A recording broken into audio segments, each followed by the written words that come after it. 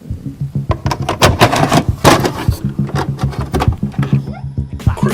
the first one to do that. I bet you never knew that. Back like a tailbone. Who you got the tail on? If it ain't about me, about whole D, about face. If you ain't on higher, learn it. The soda in the pot and the fire, burn it. This shit is so dope. You might wanna be my guest. This shit is so dope. You might wanna be my. Hey everybody, how y'all doing today? Whew, man. Let's get on to the topic at hand, okay? Nightmare Reaper is a first-person shooter game. Is it a horror game? I'll give it that. I'll give it a horror game. It is an FPS horror game that has been developed and published by Blazing Bit Games. The gameplay consists of blasting your way through the patient's dreams using a mix of guns, explosives, melee and magical weaponry, and collecting loot while obliterating countless monsters and demons trying to survive the nightmare. Buy this game! Buy it! Today, tomorrow, right this second. This game, buy it, okay? When I found out about this game by just scrolling through the PlayStation Network, even though I have so many games that I need to freaking complete, so many games I need to play, so many games I'm really missing out on, for some reason, I still go to the PlayStation Network store, especially since I found out that they have good deals that I cannot pass up. And I found out about Nightmare Reaper there. I stumbled across it and I was like, what is this so-called wannabe Doom game or whatever, like this adaptation and stuff like that. But what got me pulled in was the price. The game is cheap as fuck. It's only like $20. It's only like $20. $20, Doom ripoff. Okay, I'm sold. I probably would have been pushed away from the game if the game was full price. That would have been criminal. But let's just say here that I have lucked out, and this is the reason why I'm recommending you guys to play. Because if you like Doom, if you like blood and gore, if you like FPS shooters, especially if it's 8-bit to bring you into that old school transition that you love to play those type of games late at night. I had so much fun playing this game to the point where I could not stop playing. I could not put the fucking controller down. As soon as the game starts, you already get introduced into the main character. When you get pulled into the eyes of her visuality, when you get introduced into her room, the patient's room, that's kind of a little bit dull when it comes to you knowing the character's variations, you knowing why she's in there in the first place. They kind of show you little tidbits then and there through later gameplay progression, but not enough to know the aspects of these characters' emotions, why she having these type of dreams and stuff like that, or just the monsters that she's facing.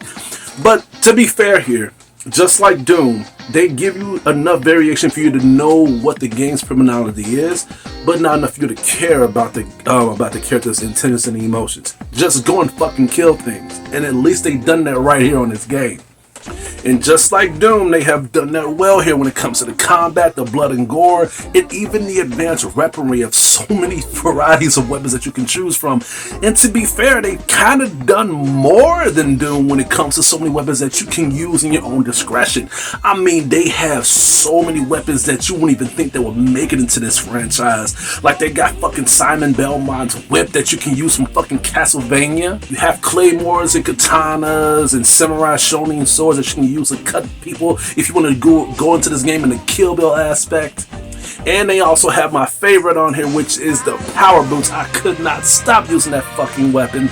You just go around and start kicking the fuck out of enemies, and if you hold a certain button on your controller, you can use a certain kick move that you can just obliterate enemies by using millions and millions of kicks. It's a non-stop move that I really love spamming, but at the same time you gotta be careful because there's explosives around these areas and it can cause you to be hurt as well, which is what Doom is familiar with when it comes to environmental hazards. And that's what I love about this game, is that each of these weapons have their own little discretion of how you can obliterate these enemies. They can get cut up, they can get blown up, they can be dismembered, they could literally be be obliterated to an oblivion. And it feels so satisfying. Each of these weapons do make you feel like you're actually using these weapons in real time, of how they're showing you how these enemies are interacting, of their deaths and their animations to these weapons that you're using. You can also upgrade your weapons as well, to the point where if you don't want these weapons to leave your inventory when the level is complete, so you can sell your weapons to get more loot. You can keep them by upgrading them to the fullest extent, so you can inflict so much damage as possible. And you can upgrade your character too by using the 3DS, by playing a certain mini game on the 3DS, so you can upgrade your health, upgrade your moving speed, upgrade your weapon inventory slots. Yeah, they have went all out on this $20 game. And that's not even the end of it. With how cheap this game is, I am very, very grateful and surprised of how much features and how much fun I have had playing this experience. I mean, they have collectibles, they have trials, they have certain cheat codes that you can use in varieties of these type of move sets that you can use by playing the game and completing your own discretion if you want a decent challenge. I like that a lot, because each time I beat the game, I wanted to see what new things are added to it, such as New Game Plus and certain modes that you can unlock by using later progression. Gave this game so much praise, gave this game so much love, recommendations.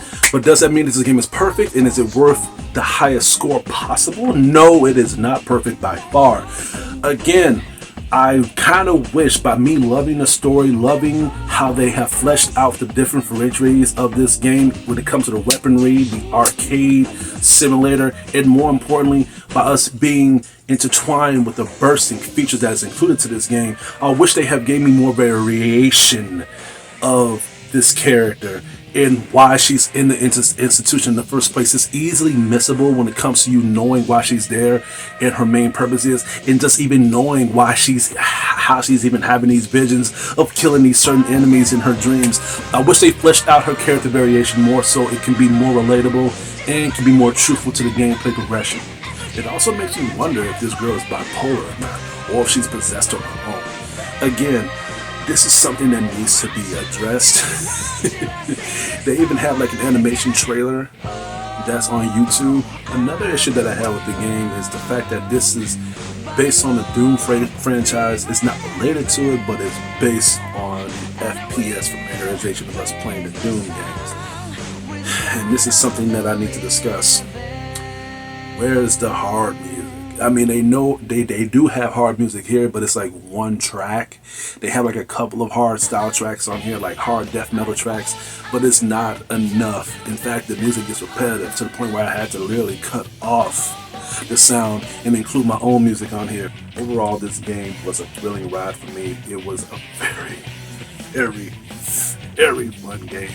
Very addicting. I could not stop playing at all. This is a very big recommendation to anyone that loves FPS shooters, especially if it has a lot of blood and gore. Very good pacing action to the 8-bit quality of the old school genre of video games, of how we used to play things back in the day. And above all, it's cheap. You'll get your money's worth. I'm gonna have to give Nightmare Rebirth an A-.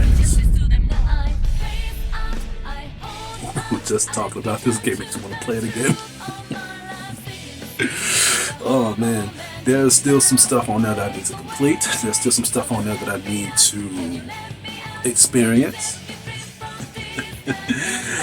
It's like each time I play the game, I unlock more things. Each time I play the game, I experience new things I need to come across. They even have a mode on there where you got to keep playing the game over and over and over again until you master certain levels, because each time you die, the level changes. It's kind of like Returnal.